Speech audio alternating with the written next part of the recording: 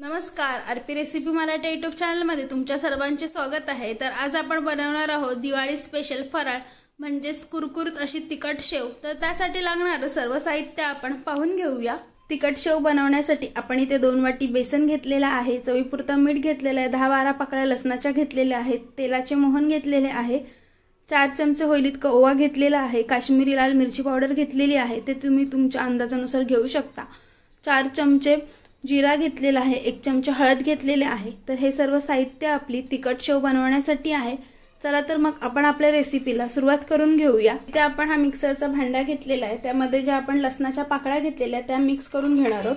लसूण जेवढा आपण घेतलेला त्या सर्व पाकळ्या आपण त्यामध्ये मिक्स करून घेणार आहोत। सोबतच आपण इथे 4 चमचा ओवा घेतलेला ते सुद्धा आपण त्यामध्ये मिक्स करून घेणार आहोत। 4 चमचा जीरा घेतलेला ते सुद्धा आपण त्यामध्ये मिक्स करणार आहोत। ह्या सर्व साहित्यांचं मिश्रण नीट व्हावं म्हणून आपण ह्यामध्ये थोडंसं पाणी मिक्स करून घेणार आहोत। आपण आता ह्यामध्ये पाणी मिक्स करून घेतलेलं आहे। आता हे जे सर्व आपण साहित्य घेतलेलं आहे, ओवा, जीरा आणि लसूण पाकळ्या, ह्यांची आपण एकदम पातळ पेस्ट करून घेणार आहोत। आपण इथे मिक्सरमध्ये मस्तपैकी लसूण, जीरा आणि ओवा यांची पातळ पेस्ट करून घेतलेली आहे। पहा, अशा प्रकारे आपल्याला पेस्ट करून घ्यायची आहे, कारण आपल्याला जेव्हा आपण शेव बनवण्यासाठी पीठ मळतो तेव्हा आपल्याला ह्या पेस्टचा त्यामध्ये वापर करून घ्यायचा आहे। आता आपण शेव बनवण्यासाठी पीठ मळून घेऊयात। आपण इथे हे 2 वाटी होईल इतकं बेसन घेतलेलं आहे। बेसन आपल्याला चांगलं चालवून घ्यायचं म्हणजे त्यामध्ये जे गोळे गोळे पिठाचे झालेले असतात ते फुटून जातात। आता आपण ह्यामध्ये 1 चमचा हळद घेतलेली ती सुद्धा मिक्स करून घेणार आहोत। तुम्हाला हवं असेल तर तुम्ही हळद जास्त सुद्धा घेऊ शकता। इथे आपण ही काश्मीरी लाल मिरची पावडर घेतलेली ती आपण 2 चमचे होईल इतकी घेतलेली, कारण तिखट शेव आपण बनवते म्हणून। तुम्हाला जर शेव पिवळी हवी असेल तर तुम्ही फक्त हळदीचा वापर केलात तरी चालेल। हे आपण घेतलेले चवीपुरतं मीठ ते सुद्धा आपण ह्यामध्ये मिक्स करून घेणार आहोत। हे आपण जे तेलाचे मोहन करून घेतलेले ते आपल्याला पूर्ण गरम असतानाच नाही वापर करायचा त्याचा, थोडंफार कोमट झालं की आपण ते तेलाचे मोहन त्यामध्ये मिक्स करून घेणार आहोत। आता हे तेलाचे मोहन आपण ह्यामध्ये मिक्स करून घेऊयात। आपण इथे पूर्णपणे सुद्धा घेतलेलं नाही, कमीच घेतलेलं आहे। आता आपण हे सर्व सारण पूर्णपणे मस्त मिक्स करून घेऊयात। आता अशा प्रकारे आपली जर मस्तपैकी गोळी झाली की समजायचं की आपलं तेलाचं मोहन मस्तपैकी असं पिठामध्ये मिक्स झालेलं आहे। तरी सुद्धा आपण अजून ह्याला पूर्णपणे मिक्स करून घेऊयात। छानपैकी असं मिक्स करून घ्यायचं म्हणजे सर्व मसाले सुद्धा पिठामध्ये पूर्णपणे मिक्स होऊन जातात आणि तेल सुद्धा मस्तपैकी असं मिक्स होतं। हे पहा, इथे आपले हे मिश्रण मस्तपैकी असं मिक्स करून झालेलं आहे। आपण इथे हे लसूण, जीरा आणि ओवा यांचं बारीक पेस्ट करून घेतली ती सुद्धा त्यामध्ये मिक्स करून घेणार आहोत। तुम्हाला हवं असेल तर ते मिश्रण आहे ते तुम्ही गाळून सुद्धा घेऊ शकता, पण मग गाळून घेतलं तर मग फक्त पाणी येतो। ओवा आणि जीरा आपल्याला जे मेन हवं असतं ते त्यामध्ये मिक्स होत नाही, त्यामुळे मी इथे पूर्णपणे ही पेस्ट एकदम पातळ करून घेतलेली आहे, जेणेकरून आपल्याला ओवा आणि जिरं हे सुद्धा शेवमध्ये दिसून येईल आणि खाताना सुद्धा खूप छान अशी टेस्ट येईल। आता आपण हे मस्तपैकी असं पीठ मिक्स करून घेऊयात। इथे आपलं मस्तपैकी असं हे पीठ मळून झालेलं आहे। आता आपण त्यामध्ये तेल घेणार आहोत, वरून आपण थोडंफार तेल घेणार आहोत पीठ मळण्यासाठी। आपण हा पीठ मळताना ह्यामध्ये थोडं सुद्धा पाणी घेतलेलं नाही, कारण आपण जी पेस्ट घेतलेली त्यामध्ये ऑलरेडी पाणी होतं, त्यामुळे त्या पेस्टमधलंच पाणी आपल्याला पुरेसं झालं। आता आपण ह्यामध्ये तेल घेतलेलं आहे, हा मस्तपैकी असं त्याचे आपण हातावर मळून घेऊयात। हे पहा, आपल्या इथे मस्तपैकी असा हा पीठ मळून झालेला आहे। अशा प्रकारे आपल्याला हा पीठ करून घ्यायचं आहे। पहा, छानपैकी असं हा पीठ झालेला आहे। आता आपण हा पीठ 5 मिनिटं असंच ठेवून देऊयात। आपण इथे हा चकलीचा भांडा घेतलेला आहे, त्यामध्ये आपण पहा हा शेवचा साचा घेतलेला आहे। हे साचे आहेत हे 3 प्रकारचे असतात, याहून मोठा असतो, हा मीडियम मध्ये आहे आणि याहून लहान साचा सुद्धा असतो। आपल्याला जो मधला साचा आहे तो घ्यायचा आहे, कारण आपल्याला जास्त बारीक आणि जास्त जाड या दोन्ही प्रकारच्या शेव बनवायच्या नाहीत, आपल्याला मीडियम शेव बनवायचे म्हणून आपण हा साचा घेतलेला आहे। आता हा साचा पहिला आपण ह्यामध्ये बसवून घेऊयात। साचा आपण बसवून घेतलेला आहे आणि थोडीफार आपण आजूबाजूला तेल लावून घेऊयात, म्हणजे जास्त करून आजूबाजूला चिकटून राहायला नको पीठ। आपल्या इथे तेल सुद्धा लावून झालेलं आहे। आपण इथे हा पीठ घेतलेला आहे, पिठाची आपण आता अशी गोळी करून घेणार आहोत, म्हणजे आपल्या साच्यामध्ये नीट टाकता येईल। पहा, आपण इथे साच्यामध्ये ही गोळी टाकून घेतलेली आहे। आता आपण हा साचा झाकण लावून घेऊयात साच्याचं।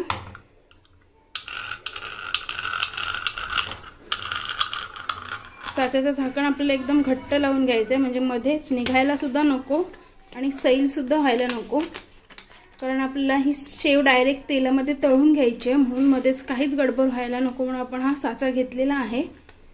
आपण इथे कढईमध्ये तेल गरम करण्यासाठी ठेवलेला आहे। आपला इथे मस्तपैकी असं तेल तापलेलं आहे। आता आपण तेलामध्ये या शेवया पाडून घेऊयात। आपल्याला या शेवया अशा गोल गोल करून पाडून घ्यायच्या आहेत।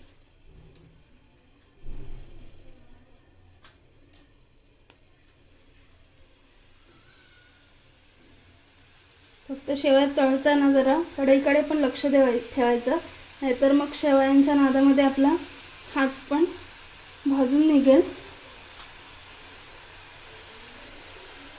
आपण इथे 2 राऊंडच शेवयांचे करून घेतलेले आहेत, कारण मग जास्त जर आपण राऊंड करायला गेलो तर मग आपली शेव पूर्णपणे अशी जाड होऊन जाईल।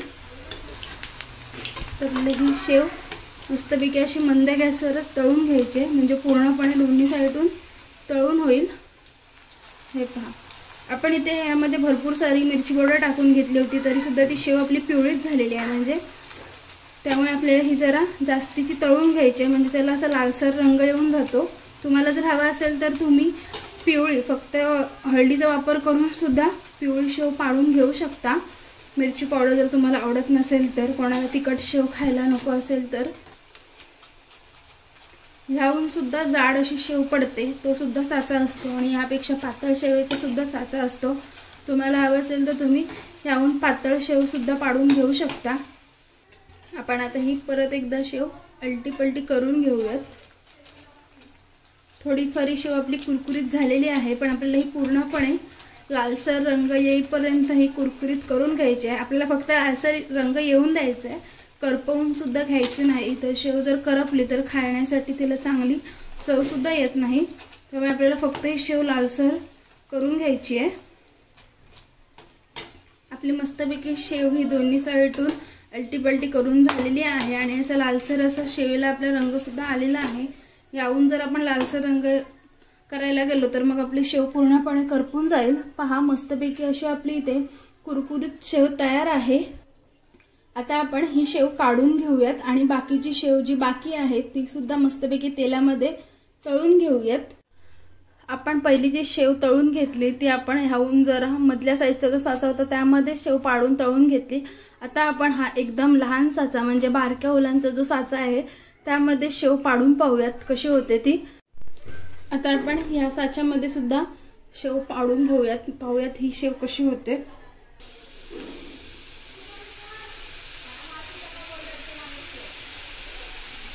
ही शेव आपली जरा बारीक पडते, ती जरा जास्तीची जाडी पडलेली। पहा, एकदम मस्तपैकी अशी मीडियम मध्ये शेव पडते आपली। आपण आता एवढी शेव पाडून घेऊयात। पहा, ही शेव सुद्धा त्या शेवपेक्षा जरा बारीकच पडलेली आहे। मस्तपैकी अशी बारीक शेव जर पडली तर मग ती एकदम मस्तपैकी आतून शिजेल सुद्धा एकदम कुरकुरीत होईपर्यंत। मस्तपैकी आता आपली एक साइड पण कुरकुरीत झालेली आहे। आता परत एकदा आपण ही शेव अलटी पलटी करून घेऊयात। तुम्हाला जर मैदा खायचा नसेल किंवा मैद्याचा प्रकार आवडत नसेल तर तुम्ही ही मस्तपैकी अशी कुरकुरीत बेसनची सुद्धा शेव बनवू शकता। आणि जर तुम्हाला बेसनची शेव आवडत नसेल, बेसन खायचं असेल तर तुम्ही जसं आपण बेसनचा प्रकार मिक्स करून घेतलेला आहे, म्हणजे बेसनमध्ये बाकीचे सर्व पदार्थ ऍड करून घेतलेले आहेत, त्याप्रमाणेच तुम्ही मैद्यामध्येच 2 वाटी मैदा घेऊन जेवढा आपण बाकीचे प्रकार घेतलेले आहेत मिक्स करून, लसूण, जिरा, ओवा, हळद, मीठ, मसाला, त्याप्रमाणेच तुम्ही मैद्यामध्ये सुद्धा हे सर्व पदार्थ मिक्स करून मस्तपैकी अशी कुरकुरीत शेव बनवू शकता। इथे आपली मस्तपैकी अशी कुरकुरीत दिवाळी स्पेशल तिखट शेव तयार आहे। तुम्हाला जर ही रेसिपी आवडली असेल तर तुम्ही सुद्धा या दिवाळीमध्ये ही रेसिपी नक्की ट्राय करून पहा आणि कशी झाली आहे कमेंट बॉक्समध्ये सांगायला विसरू नका। आता आपण ही शेव काढून घेऊयात। मस्तपैकी अशी आपली कुरकुरीत शेव सुद्धा सर्व काढून झालेली आहे। पहा, आपण इथे 2 प्रकारचे शेव बनवलेले आहेत। ही शेव आपली एकदम बारीक शेव आहे आणि ही आपण जाड शेव बनवलेली आहे। 2 वेगवेगळ्या साच्यांमध्ये आपण शेव बनवून झालेली आहे, पण दोन्ही शेव एकदम कुरकुरीत झालेले आहेत।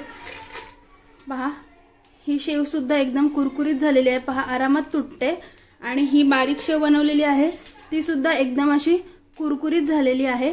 तुम्हाला जर ही रेसिपी आवडली असेल आणि आपल्या चॅनलवर जर कोणी नवीन असेल तर आपल्या चॅनलला लाईक करा, शेअर करा आणि सबस्क्राईब करायला मात्र विसरू नका। थँक्यू।